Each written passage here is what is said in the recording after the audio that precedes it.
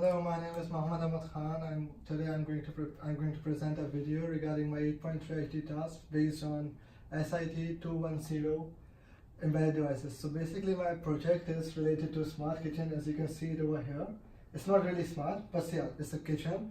So what I'm going to do is what my basically project deals with the problem like normally the people face who cooks. Like if they're cooking, so they want to do multitasking, they want to do other stuffs in the home, and they can go out for the grocery when the food is on the stove. So but the problem is that like when they do this, when they indulge in some other work, so they completely forget about what's cooking on the stove. So what happens? The food gets burned. So I'm just trying to deal with this problem. So what I do is I proposed an idea. Of a smart kitchen in which a person can remotely turn electric stove on and off while he's not at home. So and at the same time, while the cooking is being done in the kitchen and temperature goes drastically high, so temperatures that drastically goes high, so the exhaust fan will automatically turns on. And the other feature in my project is there will be measuring sensor which will detect the distance from the stove of a person. Like if someone the person who's cooking the food is not at home and his or her kids are at home. So by the meantime, if the kids gets near to the stove, she will instantly receive a notification on a mobile straight away.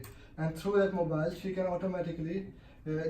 remotely turn the stove off for the safety of the kids. And at the same time, she can keep an eye on whoever is going in the kitchen. Like it's about the privacy as well. Whatever food is being cooked over there, and if maids are there, for example.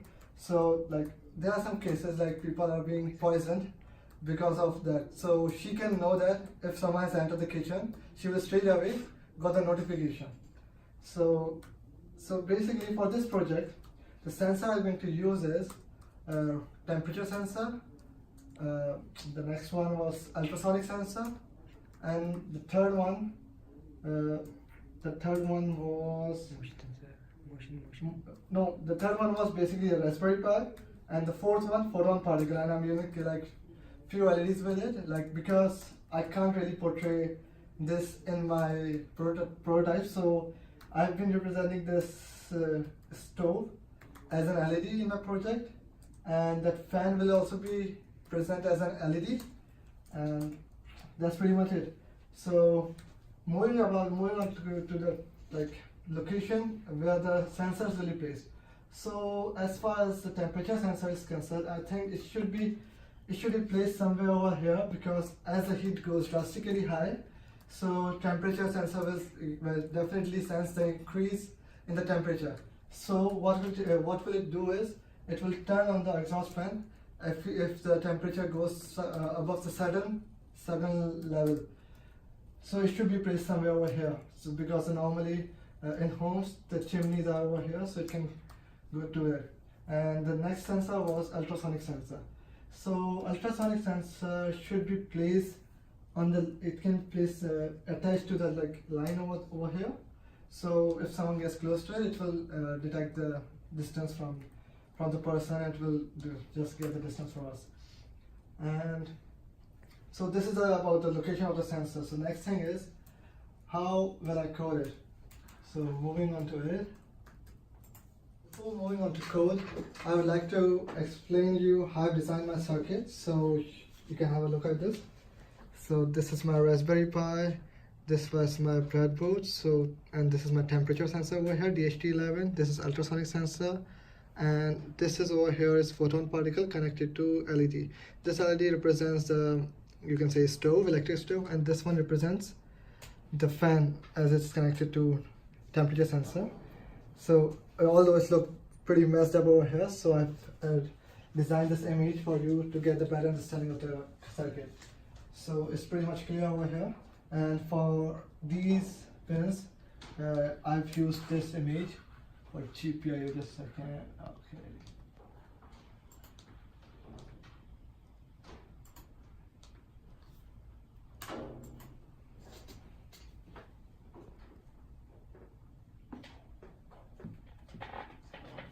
So this is my GPIO diagram over here. So I've used these pins over here, as you can see.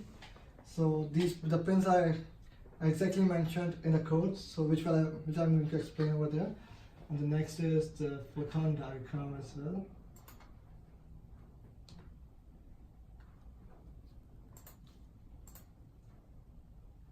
It works very slow, Raspberry Pi.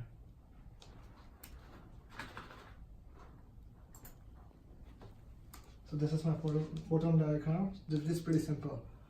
So now moving on to the code. So this is my code over here. Just a second. So over here I've imported RPI GPIO, and then I've imported the DHT11 temperature sensor library. Then the next thing I've imported is time, so I can record the data in real time. And the next one is request, which is used for like opening the URL and the things, URL and website related things. So if you want to trigger a website. And next one is same as the purpose for this URL lib request. And the next one over here is, okay, so I've declared GPIO pin 22 as fan, exhaust fan, and GPIO pin 17 as an LED. And I've set them as an GPIO output, as you can see in GPIO setup over here. Next thing is, so the trigger and the echo for ultrasonic sensor. So I set the echo as GPIO pin 23 and, sorry, trigger as GPIO pin 23 and echo as GPIO pin 25. And I can show you the ultrasonic sensor over here as well. Just a second. So yeah, these are the grounds, echo, trig, and VCC pins. I have connected the 5 voltage pin from the Raspberry Pi over here, and GPIO pin 23 for trigger, and GPIO pin 25 for echo, and the ground to ground. Okay, and the next one, then I've set the code for ultrasonic sensor in this check distance method over here, and through which it will just record the distance, and we'll get to it will just give us the distance in this over here. So now this is the main code. If you see from here, if check distance is greater than 200 centimeter. So from here, I'll explain that later. From here, the ultrasonic sensor, if ultrasonic sensor measures 200 centimeters, like the person is like less than 200 centimeter close to the stove, which is exactly like probably 2 meters. So then it will dim the light. It will start dimming the light with a function of PWM. So when the person is between the range of 180 to 200, it will dim the light for 10. Then, as you can see, and as the person keeps on going towards the stove, the light will get brighter, as you can see over here. If the distance between 40 and 10 centimeters, the light will be really bright. Or it can be buzzer as well, which will be an alarming situation for a kid who is going near to the stove, and it can alert him that yeah, there's something going on over there, so he might get away from there.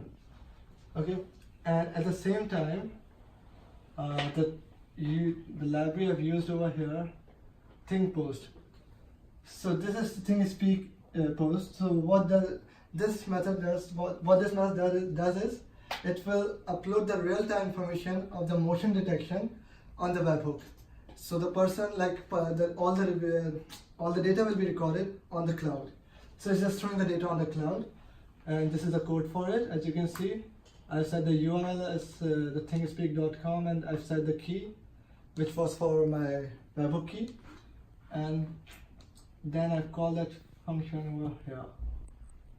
So it will give us, it will throw everything over there if the distance is less than, just a second.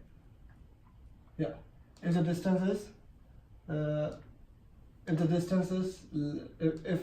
the person is getting near to it, so it will measure every distance regardless of whether it is 200 centimeters away or like close to the stove. Doesn't matter what the distance is, as far as it is in the range of the ultrasonic sensor. So it's been called over here ThinkSpeak post. It's over here. Okay. So what this do is this URL over here. It actually sends signal to my photon from Raspberry Pi. So it will automatically turn on that HTML file for me on the web, and through that I can control the stove, like whether I want to turn it off or turn it on. You can see motion detected will be post whenever the distance between the ultrasonic sensor and the person is less than 200 centimeters, which is approximately 2 meters. So you can try this. I can show you that. So I'll just put in the hand over here.